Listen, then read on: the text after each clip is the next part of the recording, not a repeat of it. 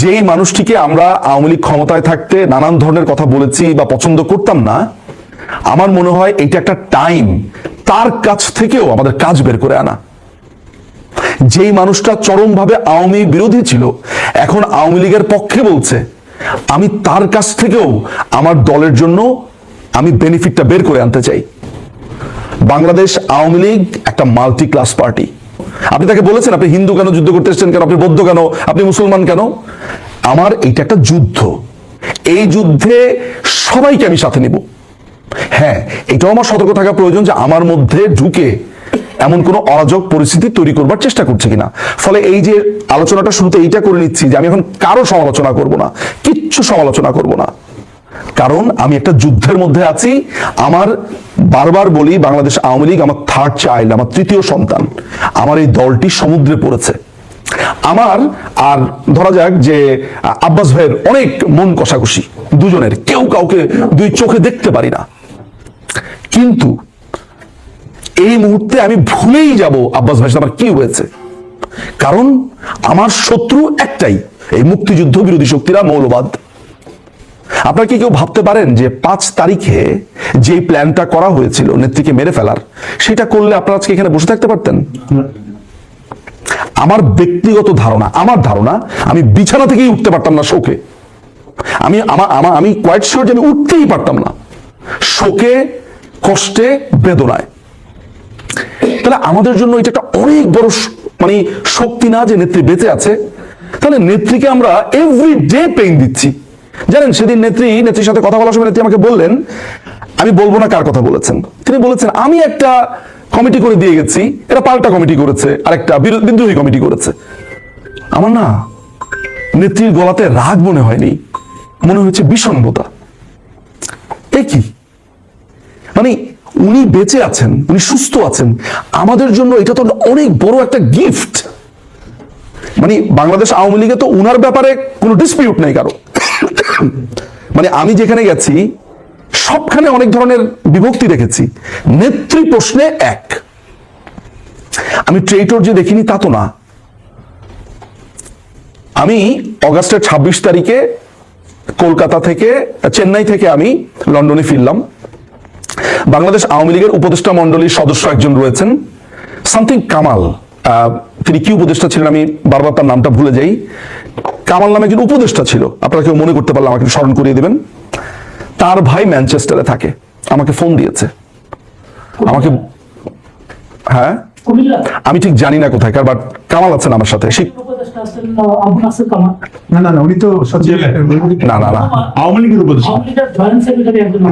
বলুন নামটা কি? না, কামাল নামটা আছে, উনি উপদেষ্টা। তার ভাই আমাকে ফোন করে বলেছে, নিজুম ভাই, শেখ হাসিনাকে ছাড়া এখন আওয়ামী লীগ চিন্তা করতে হবে। আমি শুধুমাত্র বলিনি, একটা চর মেরে দাঁতগুলো সব ফেলে দিব। ভদ্র ভাষাতে বলেছি, নেক্সট টাইম আপনার কল আমার মোবাইলে যাতে আমি না দেখি। বেঈমান, আপনার ভাই উপদেষ্টা হয়েছে, আপনি আমাকে ফোন করে বলছেন শেখ হাসিনা ছাড়া চিন্তা করতে হবে। শুধু ওই লোকটি নয়, এরকম অনেক এজেন্সির লোকজনও আনে বানিটা বলার চেষ্টা করেছে। আমরা একটা কথা অ্যান্সার করেছি, সেটা হচ্ছে যে আমরা রাজনীতি করি দুইটা জায়গাতে, একটা হচ্ছে আদর্শ, আরেকটা হচ্ছে ইমোশনের জায়গা থেকে। এই দুইটার রাজনীতি আমাদেরকে যদি ব্লেন্ড করে আমাদেরকে না বুঝতে পারে, তাহলে বাংলাদেশ আওয়ামী লীগকে বুঝতে পারবে না। আজকে যদি কেউ বলে যে প্রধানমন্ত্রীকে ছাড়া, মাননীয় প্রধানমন্ত্রী শেখ হাসিনাকে ছাড়া আওয়ামী লীগ চিন্তা করতে হবে, আমার রাজনীতি করারই দরকার নেই। আমি রাজনীতির রটাও মুখে নিতে চাই না। হিসাব পুরোপুরি সোজা।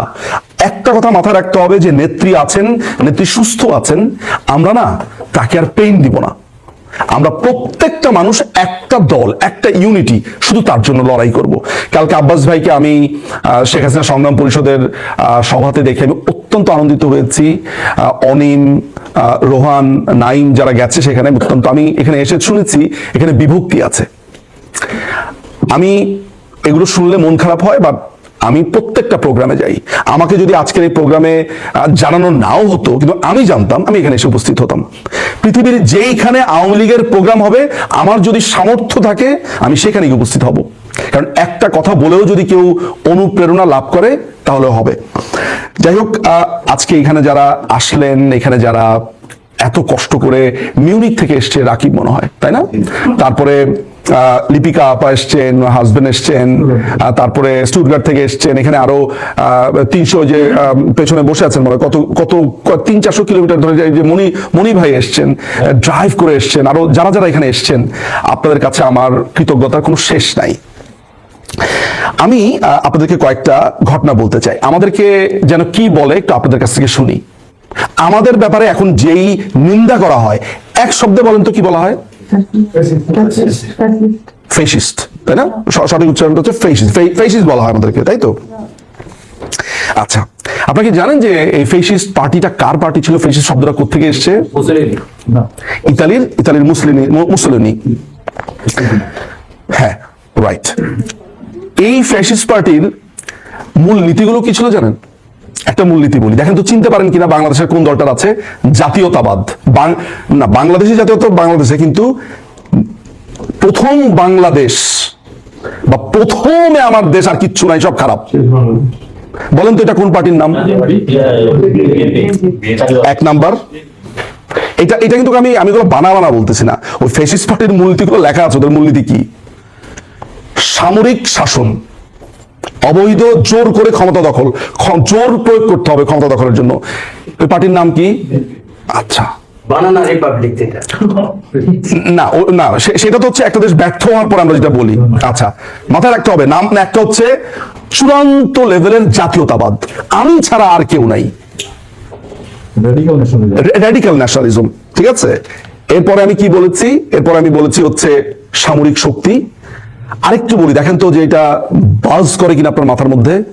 অন্য দেশের সাথে খালি মারামারি করতে চাই। কে? বিএনপি হয়তো এখন একটু ভালো হয়েছে, না, কিন্তু এইটা আপনাদের মাথাতে রিং করে কোনটা? বেল রিং করছে কোনটা? যে বেড়ে ফেলো, কেটে ফেলো, অমুক দলে দখল করবো। বর্তমানে এনসিপি, জামাত আছে, তাই তো? আচ্ছা আচ্ছা আচ্ছা, ঠিক আছে, ভেরি গুড, হইছে, উত্তর মিলছে। আর অন্য কোনো পার্টির আসতে দিব না, আমরা এই কয়জনই একসাথে থাকবো। বলেন তো আবার কি বেল রিং করে? সেম। ফ্যাসিস্ট পার্টির যতগুলো মূলনীতি এই মাত্র আপনাদেরকে বললাম, প্রত্যেকটা মিলে যায় বিএনপির সাথে, জামাতের সাথে, আর এই গুড়াগাড়া এনসিপির সাথে। আর আমাকে বলে ফ্যাসিস্ট। আমি তো বানা বলি নাই। ফ্যাসিস্ট পার্টির মূলনীতি এখন গুগল করেন, চ্যাট জিপিটিকে জিজ্ঞেস করেন আপনি ফ্যাসিস্ট পার্টির মূলনীতি কি। আমি যা বললাম তা বলে কিনা দেখেন। কম্বোডিয়ার আপনার মাওবাদীরা মনে করত যে কম্বোডিয়া পুরাপুরি আপনার ওয়েস্টার্নাইজড হয়ে গেছে। সিহানুক হচ্ছে একেবারে আমেরিকার দালাল, আমেরিকা হয়ে গেছে, এই তো। পলপট মানে খেমার রুজ যে পার্টিটা, খেমার মানে জানেন? খেমার হচ্ছে ওদের জাতি, রুজ মানে হচ্ছে লাল। এই যে লাল বিপ্লব যেগুলো আছে, খেয়াল করে দেখেন, আমি সিমিলারিটি বলছি, তারপরে আমি যখন আপনাদেরকে ম্যাচ করে বলবো আপনারা বিস্ময়ভূত হবেন। রুজ মানে হচ্ছে লাল, খেমার হচ্ছে ওই জাতি। খেয়াল করে দেখেন, দেশের মধ্যে ওই জাতি নিয়ে এসছে, মানে কি এক্সট্রিম র্যাডিক্যাল, খুব র্যাডিক্যাল। বাংলাদেশ আওয়ামী লীগ তার পার্সপেক্টিভে কি বলে? বাঙালি, বাংলাদেশি না কিন্তু। তার মানে সে সবাইকে নিয়ে একটা জাতি রাষ্ট্র গঠন করতে চেয়েছে। আসছে আমি সেই প্রসঙ্গে, আমি কম্বোডিয়ার কথা বলছিলাম। পলপট মনে করলো, দূরের থেকে জঙ্গলের মধ্যে বসে বসে সে ভাবলো যে এরা তো সব আমেরিকান হয়ে যাচ্ছে, এরা বার্গার খায়, এরা সব শহরে চাকরি করে, এগুলারে পিটায় সব গ্রামে নিতে হবে। দখল করলো এই চীনের সাহায্যে। 75 থেকে 79 সাল পর্যন্ত শেষ করে ফেললো। পেরুর শাইনিং পাথ তাদের রাজনৈতিক দলের নাম। সেই দলের লোকটার নাম হচ্ছে আবে আমাল গুনসাক মনে হয় তার নাম, পেরুর নাম ভুল হতে পারে। ওই পেরুর ওই লোকটাও তাই মনে করলো, ওইটাও মাওবাদী, সেও মাওবাদী। ঠিক আছে, নেপালে পুরা রাজা সবাইকে হত্যা করে ফেললো মাওবাদীরা, ওইটাও মাওবাদী। কোত্থেকে এসছে সব বুদ্ধিগুলা? ওই যে লিপ ফরওয়ার্ড নাম শুনেছেন কখনো? আপনার সব যে আপনার ওই যে গ্রাম থেকে শহরে রোড মার্চ যেটা করেছে, আপনার দখল করেছে চায়না, মাও সেতুং, নাম শুনেছে তো?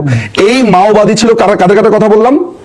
খেমার রুজের কথা বলেছি, কম্বোডিয়ার পলপটের কথা বলেছি, পেরুর কথা বলেছি, নেপালের কথা বলেছি। এরপর নকশাল আন্দোলন হলো। এই লোক হাসতে খেলতে নিঃশ্বাস নিতে মানুষ মারত। আপনারা সাদা আমি কালো আমি নামে একটা 5টা বইয়ের একটা সেট আছে, রুনু গুহ নিয়োগীর, কলকাতা থেকে বের হয়েছে বইটা। আপনারা সাদা আমি কালো আমি বইটার 5টা খণ্ডের জোগাড় করবেন। আমার একটা বমি করার জন্য একটা কিছু রাখবেন, কিছুক্ষণ পর পর আপনার বমি পাবে, মানে এত খুনের গল্প পড়ে। ওই লোক বসে থাকতো, আরাম করে বসে থাকতো, তারা দেখতো দাদা দাদু, আর সে বসে বসে মানুষ খুন করতো। একই পথ গ্রহণ করেছে সিরাজ শিকদার। এইটাও মাওবাদী, এইটাও মাওবাদী, এইটাও মাওবাদী। চারু মজুমদার কার গুরুকে? মাও। শেষ শিকদারের গুরু হচ্ছে মাও। তার কাজ হচ্ছে শ্রেণী শত্রু খতম করো। 3টা বিয়ে করেছে, কলিগদের বউকে উঠে নিয়ে এসে বিয়ে করে ফেলেছে। তার এক কমরেড বলেছে যে আমি আপনার এই নীতিগত ভুল আছে, রাত্রেবেলা তাকে মেরে ফেলেছে শ্রেণী শত্রু নাম দিয়ে। অমুকের জমি পছন্দ হয়েছে, জমি দিবে না, ওর নাম তাহলে শ্রেণী শত্রু দিয়া দাও। শ্রেণী শত্রু। আপনারা শাহরিয়ার কবিরের ওদের জানিয়ে দাও বইটা পড়বেন কেউ যদি থাকেন। একসময় শাহরিয়ার কবির স্যার খুবই মাওবাদী ছিলেন, ওই বইটা পড়লে বোঝা যাবে যে ওইটা একটা উপন্যাসের মতো, এটা পড়লে বোঝা যাবে। কার কার কথা বললাম? রাষ্ট্রের কথা বললাম, দুটা মানুষের কথা বললাম, নকশাল এবং পূর্ব বাংলা কমিউনিস্ট পার্টি। খুনের পর খুন করেছে সিরাজ শিকদার। থানা ফাঁড়ি 7টা এমপিকে মেরে ফেলেছে 73 সালের নির্বাচিত, 70 সালের নির্বাচিত এমপিদেরকে মেরেছে, চেয়ারম্যান, মেম্বার, মানুষ, মানুষকে হত্যা করেছে। খুনের জাস্ট মানে খুনের সাম্রাজ্য কায়েম করেছে। সেই লোকটাকে, ওই লোককে ধরার পর যখন তার সঙ্গী সাথীরা আক্রমণ করতে আসলো, তাকে মেরে ফেললো পুলিশ, তখন আত্মরক্ষার্থে তাকে মেরে ফেললো। সেটা বিদ্বেষের পথ। আমি শামু ভাই থাকলে জিজ্ঞেস করতাম। 1991, আমি আসবো সেই 1991-তে আসছি, তার আগে জেনে রাখেন এই যে মাহফুজ আলম অপদেষ্টা হয়েছে, ও মাওবাদী। ওর কাভার ফটোতে ছিল মাও জেতুং, হাসনাত, সার্জিস, নাহিদ, তারপর হচ্ছে এই যে নিজেদের ভেতরে মারামারি করে মারা গেল, নামটা কি? হাদি। টাকার ভাগ বাটোয়ারাতে মারা গেল কে? ওসমান গনি ওরফে হাদি। আপনারা কি জানেন যে কবিতা লিখতো সীমান্ত শরীফ নামে, প্রেমের কবিতা লিখতো, এই কাজগুলো করতো। এই ছেলেটা ছিল মাওবাদী। মিল পেয়েছেন কিছু? আমার এই কথাগুলো আপনাদের এইখানে মেনে নিতে হবে না, বাসায় যান, সার্চ করেন, দেখি তো নিজুম ভাই সবগুলোকে মাওবাদী বলেছে। এখন এরা মাওবাদী কিভাবে হয়েছে? এদের গুরু ফরহাদ মজার মাওবাদী। খেয়াল করে দেখেছেন কানেকশনটা? হ্যাঁ, হুমায়ুন কবির, ঢাকা ইউনিভার্সিটির প্রফেসর হুমায়ুন কবিরকে বাসা থেকে নিয়ে ফরহাদ মাজার হুমায়ুন কবিরকে মেরে ফেলেছে। মাওবাদী। তারা বলছে যে আওয়ামী লীগকে আর রাজনীতি করতে দেবে না। এক, কার সাথে মিল পেলেন? ফ্যাসিস্ট কে? মুসলিনি। বলবেন, কথা বলবেন, কার সাথে মিল পেলেন? আচ্ছা, যুদ্ধ করো, কার সাথে যুদ্ধ করো? ভারতের সাথে যুদ্ধ করো, কার সাথে মিল পেলেন? মুসলিনি আপনার ওই রাষ্ট্রটাকে দখল করে ফেললো, ইথিওপিয়া, সরি, হ্যাঁ, ওরা রোমান সাম্রাজ্য গঠন করবে বলে আর 2টা রাষ্ট্রকে তারা আপনার দখল করে বসলো। আফ্রিকান একটা কান্ট্রিকে তারা দখল করে ফেলেছে, সোমালিয়াও না, ওয়েল ইথিওপিয়া হওয়ার সম্ভাবনা আছে। আচ্ছা, আমি একটু দেখলে বলতে পারবো, মাঝে মধ্যে আমার মাথা থেকে সরে যাচ্ছে। তার মানে হচ্ছে কি? যুদ্ধ করো, মারো, কাটো, আমি শ্রেষ্ঠ। খেয়াল করে দেখেছেন? তারপরে ওরা বলছে 1 টাকাও দাঁড়াতে দেব না, দেখলেই মেরে ফেলবো। কে বলেছে? আচ্ছা, বাংলাদেশ আওয়ামী লীগকে বলা হতো, সব পত্রিকা নাকি বন্ধ করে দেওয়া হয়েছে, বঙ্গবন্ধুর আমলে বলা হয়েছে না? আচ্ছা, বাংলাদেশ আওয়ামী লীগের এই গত 15 বছর টার্মে বলা হয়েছে যে আমরা নাকি প্রেসকে কথা বলতে দেই নাই। আচ্ছা, প্রেস যে পুরা দিল, তাহলে সেটার কি হবে? মানে আমার বিরুদ্ধে অভিযোগ আনা হয়েছে, আমি বকা দেই, তুই যে মেরে ফেললি। Freedom of action. সেই আপনি এখন কি মতি ভাইকে আপনার এই মানে বড় বড় গলাতে তাকে আলোচনা করতে দেখছেন? না। আমি আপনাদেরকে আজকে এই প্রোগ্রামে একটা কথা বলে দিয়ে যাই, উইদিন 4 and 5 days এর ভেতরে প্রথম আলো একটা কলাম লিখবে, প্রথম আলো পোড়ানোতে আওয়ামী ষড়যন্ত্র। না না না, কলমটা আমি লিখে দিচ্ছি আপনাদেরকে, আমি বলে দিচ্ছি। এই যে প্রথম আলো পুরলো, যাদেরকে আপনি দেখতে পেয়েছেন তারা আসলে তারা না, ওরা গোপনে ছদ্মবেশী আওয়ামী লীগ। ওরা এতদিন বন্দিশালাতে থেকে, বাসার থেকে বের না হয়ে তাদের দাড়ি হয়েছে। ওরা আসল দাড়িওয়ালা না। ওই দাড়িওয়ালাকে দেখে আসল দাড়িওয়ালা মনে করবেন না, এটা আওয়ামী লীগ দাড়িওয়ালা। ওই হাত আওয়ামী লীগের হাত, এটা আপনারা দেখবেন না, এটা দেখবেন। কারণ কি জানেন, কেষ্টা বেটাই চোর। যা কিছু হারায় গিন্নি বলে কেষ্টা বেটাই চোর। আমি কেষ্টা বেটা হয়ে বেঁচে আছি গত 54 বছর ধরে। আমার 7 জন এমপিকে মেরে ফেললো, কোন বামপন্থী আলোচনা করতে দেখবেন না। আমার 67টা কর্মী মেরে ফেললো, চেয়ারম্যান মেম্বার, আলোচনা করতে দেখবেন না, তাই তো? আলোচনা করতে দেখবেন না। আমার থানা লুট করলো, ফাঁড়ি লুট করলো, মেরে কেটে শেষ করে দিল। মুক্তিযুদ্ধের 16ই ডিসেম্বর জামাত বলেছে কালো দিবস, জামাতের আগে বলেছে সিরাজ শিকদার, হরতাল ডেকেছিল 1974 সালে। বিজয় দিবসের দিন হরতাল ডেকেছিল সিরাজ শিকদার। আজকে মুখ বাঁকা করে বলে কোথায় সে সিরাজ শিকদার? এটা কি বঙ্গবন্ধু বলেছে? কোথায় সে সিরাজ শিকদার বলেছে, কোন পার্সপেক্টিভে, আপনারা কি সেটা জানেন? সেটা ছিল বাকশালের যেই ভাষণ, সেই ভাষণে তিনি বলছিলেন বঙ্গবন্ধু যে থানা লুট করেছে, ফাঁড়ি লুট করেছে, ডাকাতি করেছে, যারা এগুলা করতো তারা আজ কোথায়? আমরা বলি না কালের গর্ভে হারিয়ে গেছে, এইটাকে বানিয়েছে। বাংলাদেশ আওয়ামী লীগকে নিয়ে এরকম অদ্ভুত অদ্ভুত প্রচারণা আছে, কিন্তু কোন কারণে আমরা বলি থাক এগুলো নিয়ে কথা বলে লাভ কি। এই যে থাক এগুলা নিয়ে কথা বলে লাভ কি, এখন এগুলো সব আমাদের ঘাড়ে এসে পড়েছে। টঙ্গীর কোথায়কার কোন মোজাম্মেল, সেই লোকের কোনো অস্তিত্বই নাই, বলেছে তিনি নাকি রেপ করেছেন। সেদিন আমি এগুলাকে ইনভেস্টিগেশন করে বের করলাম, কি জানো, ঠোঁটকাটা আবুল হোসেন নামে এক লোক এই কাজ করেছে। সে লোক এখন বিএনপি রাজনীতি করে।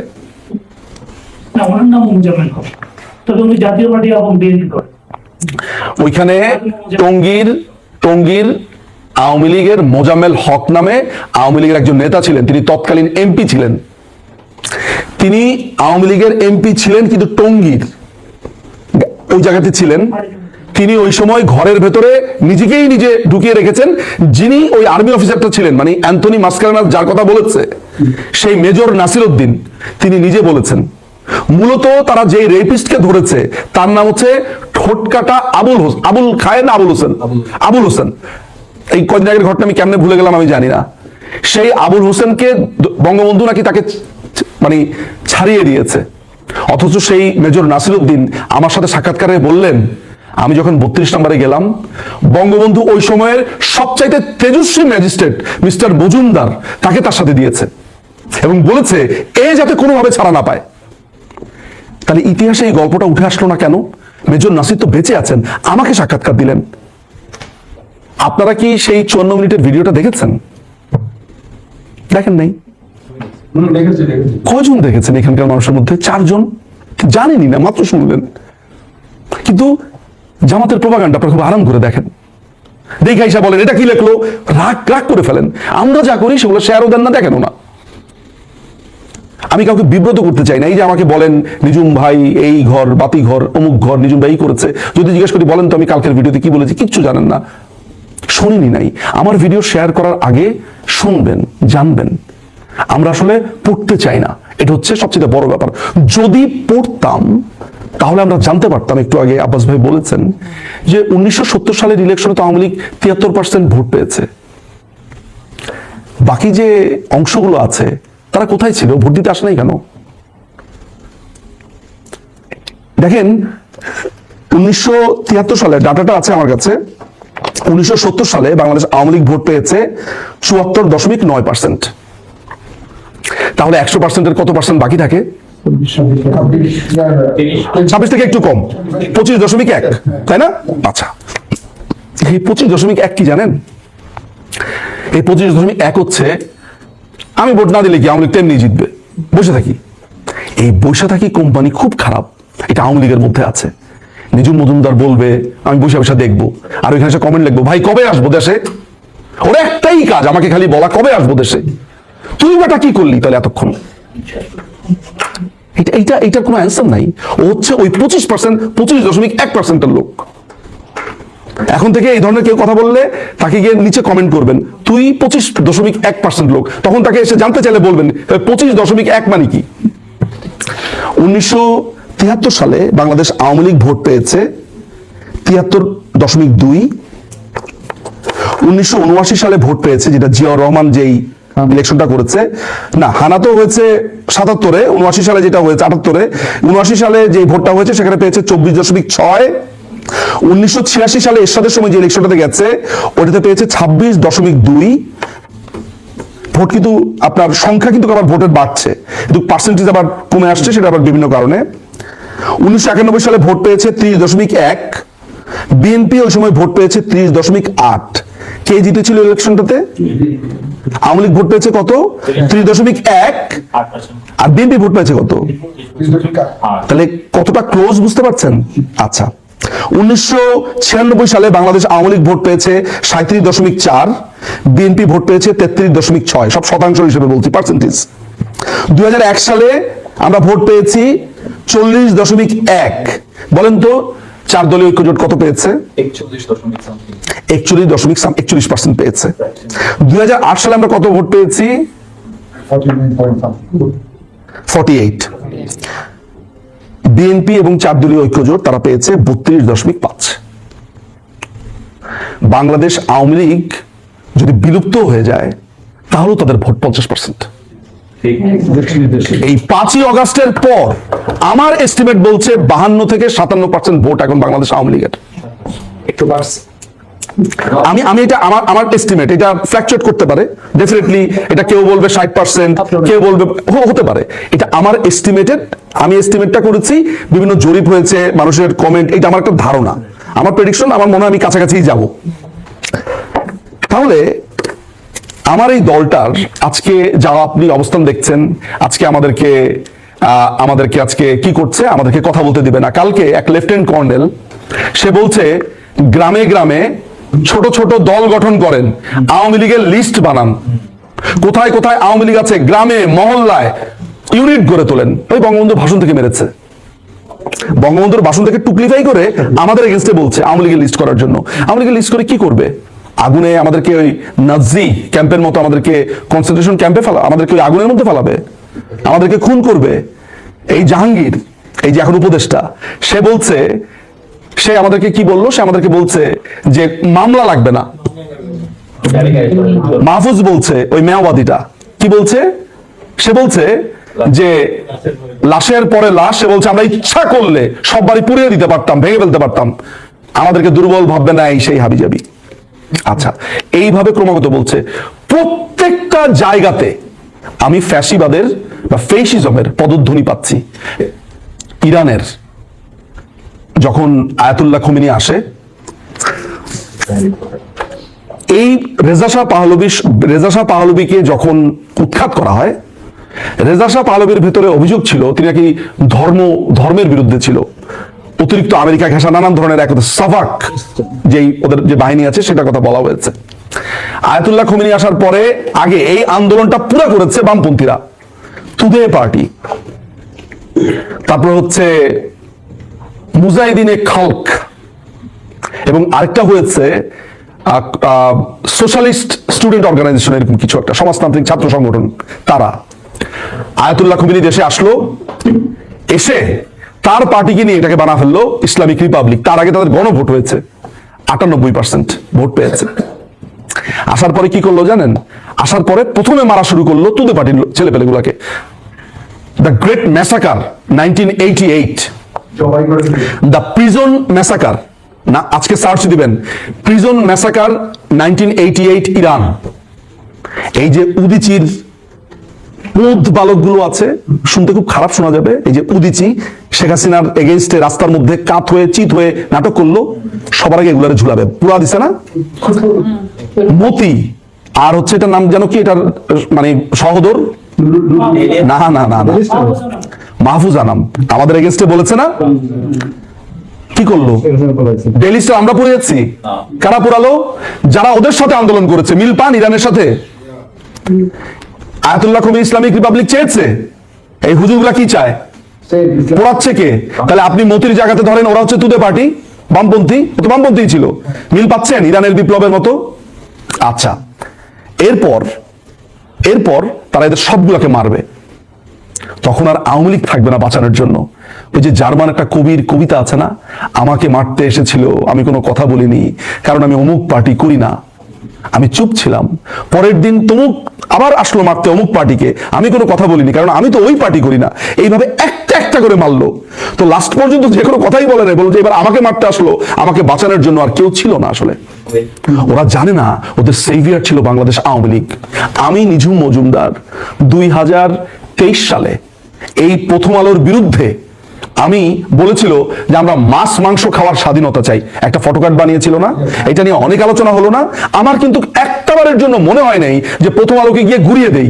আমি কি করেছি জানেন? আমি আর রূপা আপা, ফারজানা রূপা আপা, আমি আমার বাসা থেকে রওনা দিলাম সাভারের দিকে, ওদিকে রূপা আপাও গাড়িতে আসছে। তো রূপা আপা আমার একটু পিছনে ছিলেন। আমি কি মনে করে যেন রূপা আপাকে ফোন দিলাম, কারণ আমার একটা ইচ্ছা ছিল যে এই জাকিরকে আমি খুঁজে বের করব, সত্যি সত্যি সেই কথা বলেছি না এটা আমি বের করব। খেয়াল করে দেখেন, আমার মাথাতে এসেছে ইনভেস্টিগেশন, আর এদের মাথাতে এসেছে পুরা দাও। ফেসিস্ট কে? দেখেন, আমিও কিন্তু প্রথম আলোর উপরে ফুসেছিলাম, কিন্তু আমি ফুসে কি করলাম? ইনভেস্টিগেট করে ওদেরকে মিথ্যা প্রমাণ করতে চেয়েছি। এটাই আমার পুড়িয়ে দেওয়া, এটাই আমার ইন্টেলেকচুয়ালি পুড়িয়ে দেওয়া। পার্থক্য এই জায়গাতেই। শেষ পর্যন্ত জাকিরকে খুঁজে পেয়েছি। জাকির কয় আমি এগুলো কিছুই বলি নাই, আমাদের 10 টাকা দিছে, 10 টাকা দিয়ে বলে যে তুই এটা কর, বলেই নাই, কিছুই করে নাই। তাহলে এই যে বারবার যখন ফেসিজম করেছে, এখানে কি কেউ আপনারা এই ফেসিজমের মূলনীতিগুলো কখনো খুঁজে দেখেছেন? খুঁজতে হবে। এই যে খুঁজে দেখেন নাই, এর মানে হচ্ছে আপনাদের পড়ালেখাতে অনীহা। শাহরিয়ার, এই যে ব্যারিস্টার শাহরিয়ার কবির, সে বলছে বঙ্গবন্ধু নাকি এসে সিগনেচার করে না, মুক্তিযুদ্ধের আপনার এই সংবিধানটা ভারত লিখে দিয়েছে, তারপরে হচ্ছে বিহারীদেরকে আমরা হত্যা করেছি। এই প্রশ্নগুলোর উত্তর নিঝুম মজুমদার শুধু কেন দেবে? কেন অনিম দেবে না, রোহন দেবে না, নাইম দেবে না, কায়সার ভাই দেবে না? কেন দেবে না?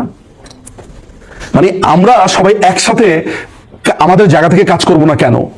আমি জয় বাংলা, জয় বঙ্গবন্ধু বা এই রুমের মধ্যে যদি 1000 স্লোগান দেই, সেটা থেকে একটা জরুরি কাজ হচ্ছে, জানেন একটা ছেলে, ওর নাম হচ্ছে আকাশ ইকবাল, ছেলেটা অ্যান্সার দেওয়া শুরু করেছে। হঠাৎ করে আমার নজরে পড়লো ছেলেটাকে, আমি তাকে ফোন দিলাম, ওকে বললাম তোমার কি কি ডকুমেন্টস লাগবে, কি কি লাগবে সব আমি সাপ্লাই দেব। আমার কাছে রেয়ার বই আছে, গত 70-80 বছরের প্রতিদিনের পত্রিকা আছে, প্রচুর হাজার হাজার বই আছে। আপনাদেরকে সাপ্লাই দেওয়ার জন্য তো আছি। আমি না পারলে আমাদের আরো ছেলে পেলে আছে, আমাদের এনায়েতুল্লাহ ভাই আছে, আরো ভিতরে আবার অনেক লোক আছে, কিন্তু আপনারা তো চান না কেউ। আতাউল গনি ওসমানী কেন 16ই ডিসেম্বরে আসলো না? এটা তো কোনো কঠিন কোনো প্রশ্ন না, বহুত আগের হয়ে যাওয়া সব। স্বাধীনতার ঘোষক কে? আপনি যদি স্বাধীনতার ঘোষণাপত্র পড়েন, আপনি একটা প্রশ্ন করলেই তো খেলা খতম। আপনার খালি একটাই প্রশ্ন, জিয়াউর রহমান যদি স্বাধীনতার ঘোষণা দেয় 27 তারিখ, তাহলে 26 তারিখ স্বাধীনতা দিবস কেন? এই একটা প্রশ্ন করে চুপচাপ বসে থাকেন, দেখেন না অ্যান্সার কি দেয়। ঢোক গিলবে, পানি খাবে, আনে বানে কথাবার্তা বলবে, কিচ্ছু না, একদম নভিসের মতো প্রশ্ন করেন যে ভাই জিয়াউর রহমান স্বাধীনতার ঘোষণা দিয়েছে, সব মানলাম, কত তারিখে দিয়েছে ওইটা আবার ঠিক বলে, 27 তারিখ বলে।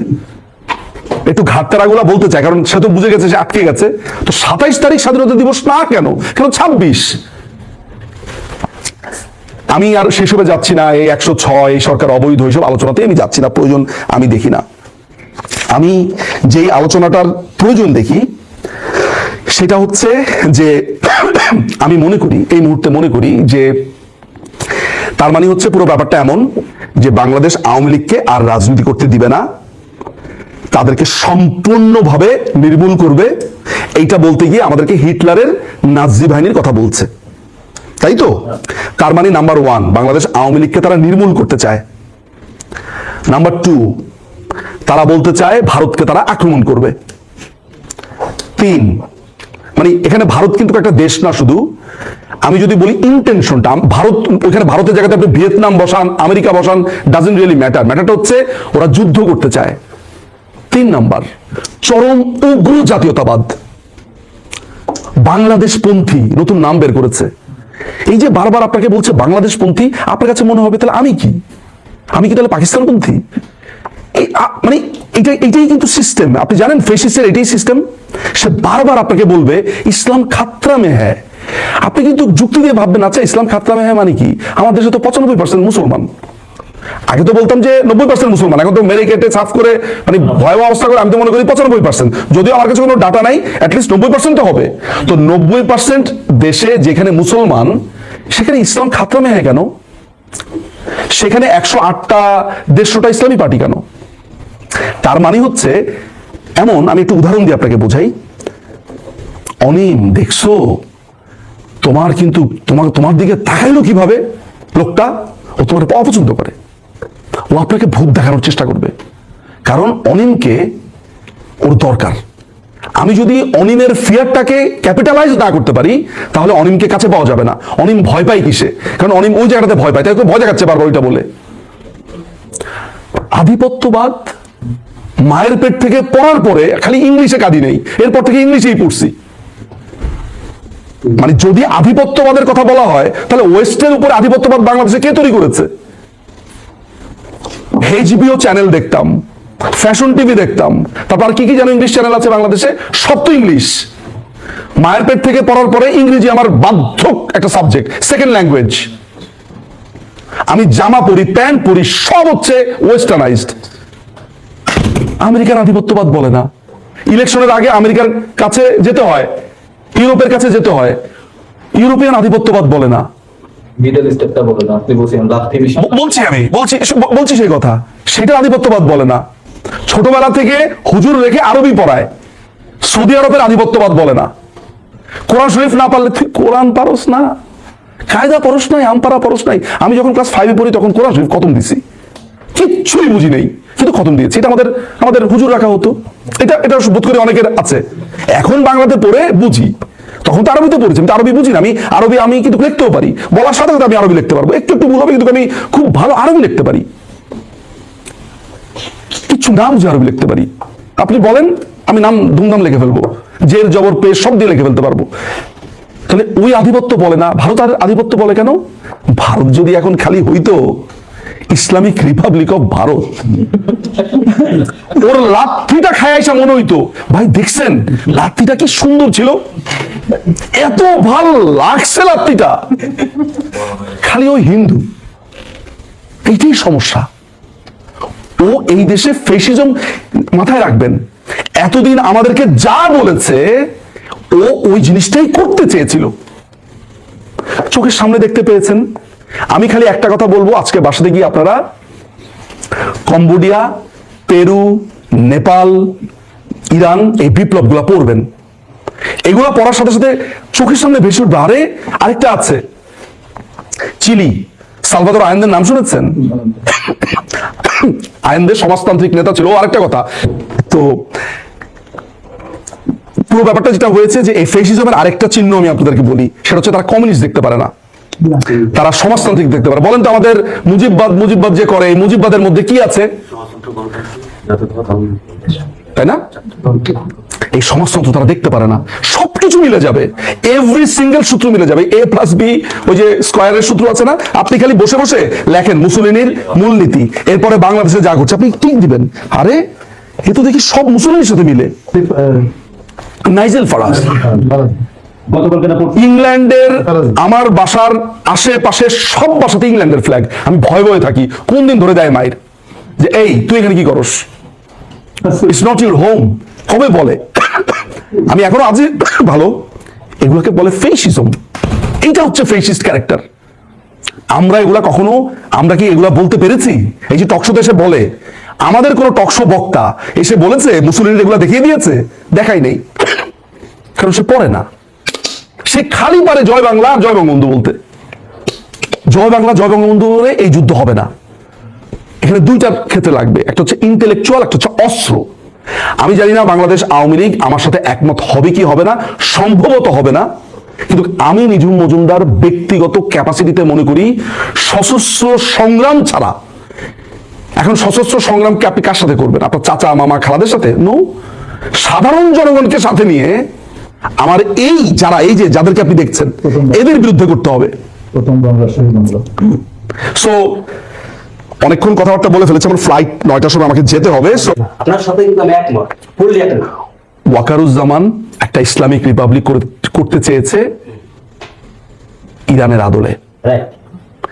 বাংলাদেশে অবস্থিত অত্যন্ত শক্তিশালী দলের অ্যাম্বাসেডর আমাদের ভাইকে ফোন দিয়ে বলেছে, আপনাদের একজন নেইবার কান্ট্রির একজন অ্যাম্বাসেডর, আপনাদের খুবই কাছের বর্ডার লাইনের, তিনি ফোন করেছে।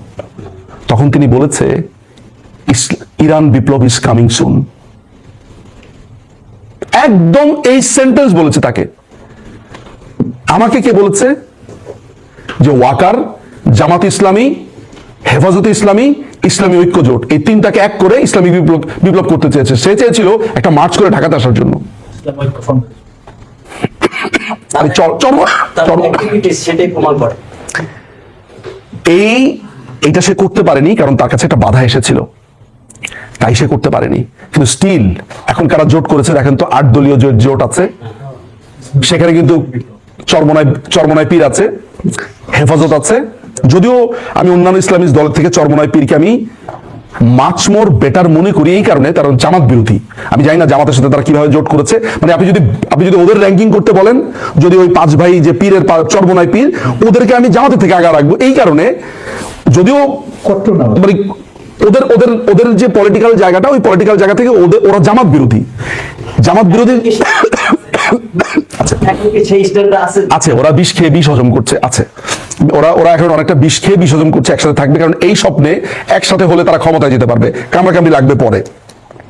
তাহলে প্রসঙ্গ যেটা হয়েছে যে ওয়াকারুজ্জামান নিজেই এই পুরো ঘটনার হোতা। ও হচ্ছে একটা সিআইএ এর এজেন্ট। আমেরিকা যা বলবে ওয়াকারুজ্জামান তা করবে। আমেরিকা যদি বলে আজকে পিটা সবগুলারে উঠা, রাত্রেবেলার ভিতরে সে ক্ষমতা নিবে।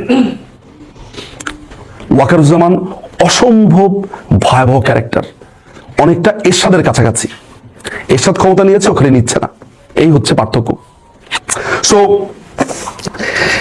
বক্তব্য এখানে শেষ। আমি শুধু একটা কথা বলবো, যে কথা বলেছি যে এখানকার ইন্টেলেকচুয়ালদেরকে আমাদের একসাথে করতে হবে। এখানে তো আমরা এখানকার সেমিনার করতে হবে, বিভিন্ন জায়গাতে মানুষকে জানাতে হবে যে আওয়ামী লীগ নাকি বিলুপ্ত হয়ে গেছে, আওয়ামী লীগ নাই, সারাক্ষণ এটা বলে। ঘুমে জাগরণে সবখানেই শুধু আওয়ামী লীগের ভূত। আপনি বলেন, আমাদের জন্য সবচেয়ে বড় অ্যাডভান্টেজ পয়েন্ট হচ্ছে যেই লোকটা আওয়ামী লীগ করে না কিন্তু মুক্তিযুদ্ধকে সমর্থন করে, সে আসলে আমাদের শক্তি। এই জন্য আমি মনে করি যে যারা লাল বদর ছিল তারা যদি সৎ পথে আসতে চায়, অর্থাৎ ঠিক পথে আসতে চায়, হ্যাঁ আপনি হয়তো আগের মতো বিশ্বাস করতে পারবেন না বটে, কিন্তু তাকে একেবারে সরা দিয়েন না।